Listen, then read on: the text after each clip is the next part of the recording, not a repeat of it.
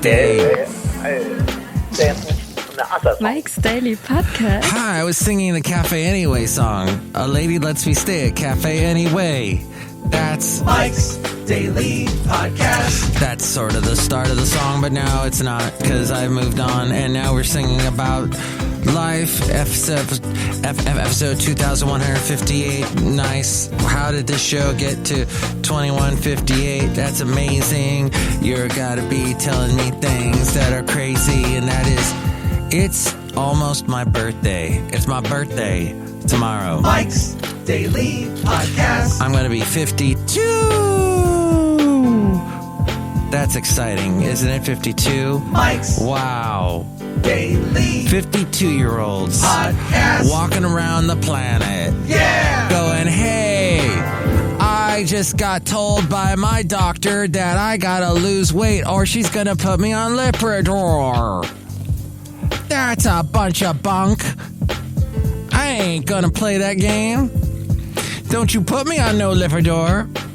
But Mike, I'm 45 and I'm on Lipitor because I live in Alabama and all the doctors are required to put you on Lipitor when you turn 45. No, actually I wasn't even 40 yet and the doctor wanted to put me on Lipitor. Yeah. In Alabama. Yeah. Madison, yeah. Oh, I just did a commercial for a tech company, something like a NVIDIA or something, and they were based out of Madison, Alabama. Get that. I got some friends that live in Madison. They never listen to the show, so I won't do them a shout out. But I tell you, I got some friends in Madison, and I bet you that they make way more money than I do, and they are living in a very inexpensive area to live. And that might be because it's Republican over there, and they don't believe in high taxes, and they don't believe in that kind of thing. So maybe we should give all these... And here's today's podcast picture. Wacko conspiracy theorists a chance to plead their case. Well, I saw a bird laying on top of a ballot box, and I think it relieved itself. So all of those votes are null and void, and they were all for Biden. Oh, that's what I'm telling you now, because I'm Scottish all of a sudden, or Irish or something. I think it's Irish. What is the podcast picture today, Mike, you might be asking, or maybe not. Maybe you don't care, but that's all right. I'll tell you. What, Basil? What? I miss you too, buddy. Oh, I miss you something awful, especially as my birthday's almost here, and I got my first birthday without my Basil. It's rough. It sucks when you're a dog owner and you lose your dog and you say it's rough because it's funny. Rough. But, humor, right? Gotta laugh once in a while. Laugh though your heart is... Oh, smile. Is it smile? Though your heart is breaking. Smile. Where the heck did this show go? Oh, yeah. My lovely lady friend today went on a nice hike, and I couldn't because I was busy with stuff. But Live Oak Trail is where she went. On a nice walk in Castro Valley, Podcastro Valley, I should say, where this show broadcasts from Cafe Anyway, somewhere in Podcastro Valley, the last place on earth. And she went on this lovely hike, and she took a nice picture of the sunset, and she's looking out over towards Lake Chabot. See that picture at MikesDailyPodcast.com. Episode 2158. Okay, I gotta just unload right now, if you don't mind. I'm just gonna unload. Okay. I mean no disrespect to any of my coworkers. What's he going to say next? I'm going to say this. I'm being slightly overworked. I don't think this is anyone's intention to do this to me, but there's only so much Mike can do. Mike is a fast worker. Mike can do stuff. He's worked in radio over 30 years. He can do stuff rather quickly in the world of radio, production and whatnot. But let's just say the circumstances yesterday were awful. Now I don't know I don't really think I can blame them, and I won't blame them, but let's just say no one could help me. Not even coworkers could help me.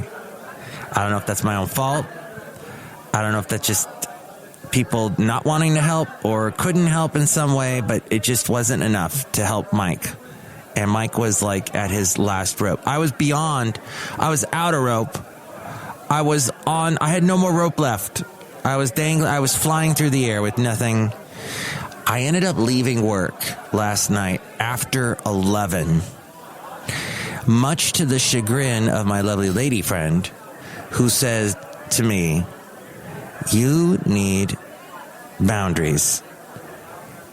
And it's not just because, she wants to spend more time with me, which she does. Who wouldn't want to spend time with their loved one? They have a lovely lady or man friend or binary, non-binary, whatever friend. And just a lovely friend. And you want to spend time with them, and you can't because situations at work aren't conducive to letting you go because there's more work to be done. And no one's doing the work because of several things. Now, I won't go into any further than that. It's just that you've probably been in that situation where you could have help if you taught people certain things, but then you've got to teach them. And at that hour, when you just want to get out of there, you don't have time to teach them. You just want to get out. And then no one can help you. And it's all right. Enough of my grumbling. But here's the other thing my lovely lady friend says. You have to put up boundaries because your doctor said so. You're stressing out too much. And not only does your doctor want to put you on Lipitor, but you ain't spending enough time exercising and walking like I'm walking right now outside a cafe anyway, somewhere in Podcaster Valley. Ooh, what a cool, brisk night. Beautiful sunset, beautiful stars in the sky, somewhere in Podcaster Valley today. And you're not spending enough time on stuff that takes away your stress. So you are in a bad trajectory, is basically what she was saying. Both my lovely lady friend and my doctor was saying this. So all of this I have to take into account. That and the stressful, weird world. We got a curfew now in the Bay Area, which I don't really care. I don't like to stay out past 10 o'clock anyway. Although I was out past 10 o'clock last night because of work. But because I work in the communications industry, I am an essential person because I got to bring the communications and, in case the government's got to send us an emergency message of some sort, I got to be available to transmit that message. So I have to help that and allow that to happen. So, hold on, I'm listening for an emergency message from the government right now. No emergency message from the government right now. But all that to say that I spent too much time with work, and it's got to stop because I'm burning the candle at both ends. Oh, Freddie, you're burning the candle at both ends. Yes, but it makes such a beautiful glow. Bohemian Rhapsody. I'm quoting that movie I was talking about last podcast. Yeah. Speaking of the government, all right, so our good friend Rudy Giuliani, talking about burning the candle at both ends. That guy is on a mission. Okay, so certain people in this world, they shine when they're on a mission. And when Rudy Giuliani, when his city got attacked in 2001, he shined because he was doing everything he could to keep the city together after this horrible, historic attack. And he did everything he could, and he shone brightly. Now, he is trying to help his friend and trying to help his party that he loves so much. And doing it so much that he is sweating hair dye down the side of his face. He is leaking hair dye, as you saw. And he is giving us conspiracy theories on top of 90 minutes of conspiracy theories the other day. And I listened to a good chunk of it because I listen to conservative talk radio, and I'll quote Larry Elder so you don't have to. He says I listen to NBC hee-haw or whatever he calls it, so that you don't have to. Or I watch CNN so that you don't have to. But here's the thing. I was listening to that it wasn't Larry, but it was somebody else, and they were just going through bit by bit everything that Giuliani was saying, and the woman that is also claiming she's got multiple cases of people at ballot places that did illegal things. So this would not have even been an issue had Trump won. Would you have even heard 1 minute of this? Biden and Kamala would have just said, I'm not going to call her Harris. I'm going to call her Kamala. It's a beautiful name. And Joe. All right, so Joe and Kamala they lose and they just leave. You know it. Okay, maybe there'd be some Democrat lawyers doing this and that. Can you imagine if they did what the Republicans would say? You're being un-American. You're being just like Al Gore in 2000. That was a different situation. That was like over a matter of 100 votes. A state that would decide the election a matter of just like under 1,000 votes. This is way over 1,000 votes in each of the states. From what I've read, Trump just cannot have the word loser attached to him anywhere. He can't live with that. And the people, the enablers, like Giuliani, say, I will do everything in my power. I will pull out every stop that I know, and I will keep you in power, my friend, because I am your friend. I am faithful to the end, and this is my cause. This is my mission in life. He's made it his mission, and it is when will it dawn on him? It won't. It's just going to continue. He's always been prone to conspiracy theories, so you know. And the older we get, a little nuts get a little looser, little screws and whatnot. Everything doesn't hold in place like it used to, and upstairs in the brain house. The brain house starts to fall apart, and we start believing all kinds of crazy, wacko stuff. All right. And I am Mike Matthews, and I did not go crazy political with the impeachment. I mostly ignored that. I mostly ignored a lot of the Trump stuff. I didn't talk too much about the dossier or any of that other stuff. That was the conspiratorial stuff on the left side. And I just left it alone. But you know what? At this point, it's gotten so apparent to me. But what do I know? Okay, so the White House, meanwhile, on an interesting note, let's talk about something interesting that even I can get behind with the White House. That is, Melania Trump has announced a Noguchi sculpture has been added to the White House, to the Rose Garden.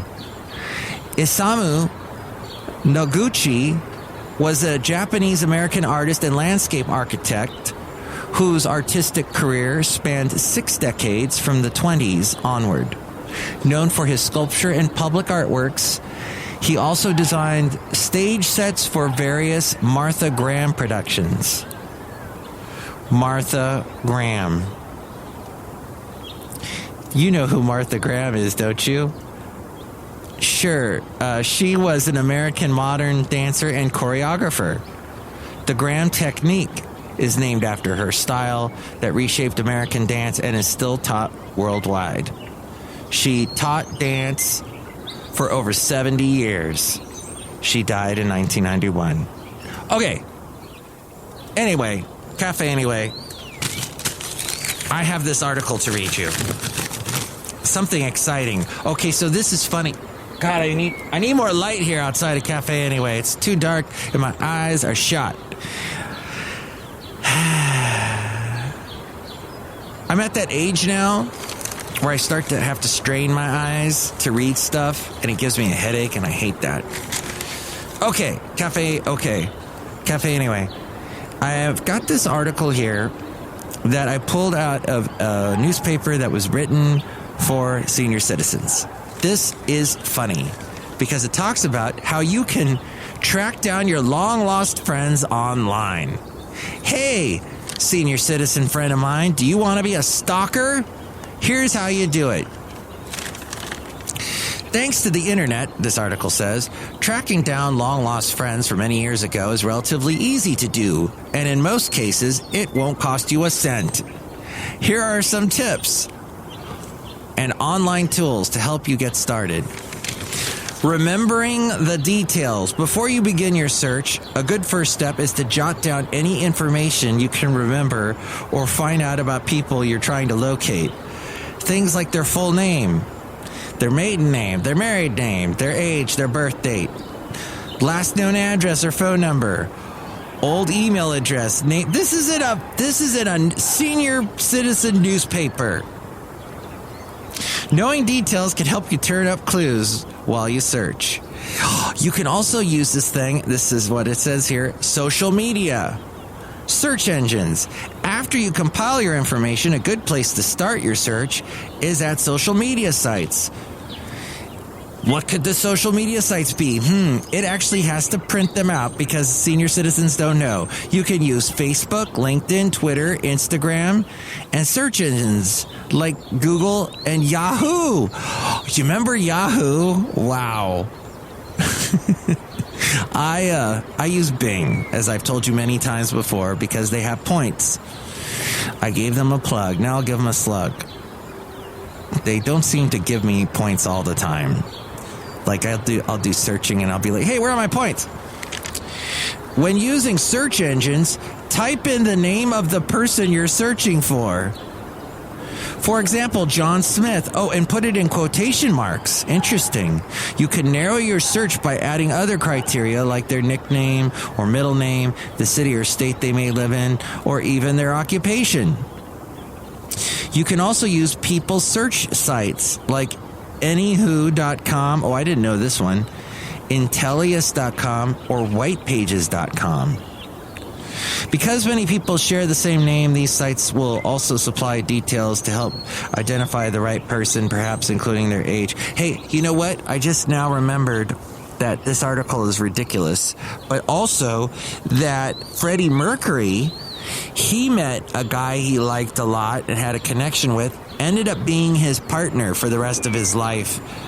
He met in the mid-'80s, and by the early 90s he had passed away, but this partner that he had, this like long-term partner he had for the last part of his life, he met while doing one of his parties, according to the movie, and then all he had was his name, because he said, my name is so-and-so, and then Freddie looked through the white pages to try and find him, but there were a lot of people with the same name.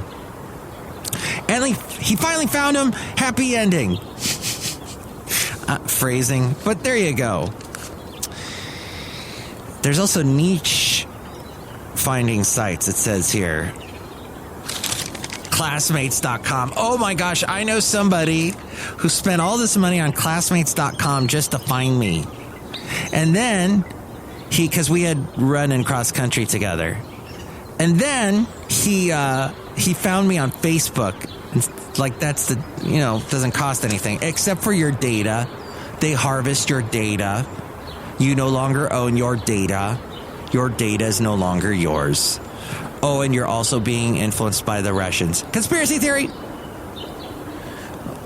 Oh. Who knows?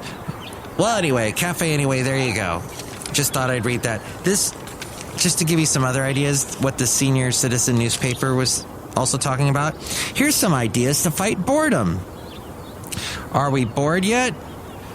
Here's some ideas. Step outside. Even though it's cold outside, wrap up and go outdoors anyway. Grab your camera. Set up still shots around your house. A fabric background on a table or shelf, a few small statues or trinkets, and a lamp for lighting. And you might discover you have a real eye for photography. You can also use your phone. Did you know that? Cameras are on phones now. Wow. Or read a new author. Learn to watercolor. Take a free online course. Watch zoo cams. Those are fun.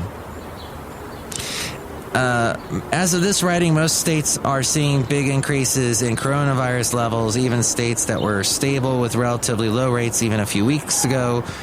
We seniors are, unfortunately, in the high-risk group because of our age, even if we don't have health concerns. And as of this writing, the U.S. has more active cases of the coronavirus than any other country in the world, including India. It has 4 times the population, but half the deaths we do. It's everywhere, and we can't let down our guard. So stay home, stay safe, and look for new things to occupy yourself. Done with that article. It's gone. I've thrown it out. Oh, my favorite new show right now is the IT Crowd, or the IT Crowd. It was on the air, I think, from the late 2000s, or O's, as I like to call them, to the early 2010s, or 10s, as I like to call them, and it was funny. And there's a guy who talks like this, kind of like Robin Leach, but a nerdy Robin Leach, and he makes me laugh. His name is Moss. All right, I just thought I'd share with that, but hey, look who's here outside the cafe anyway.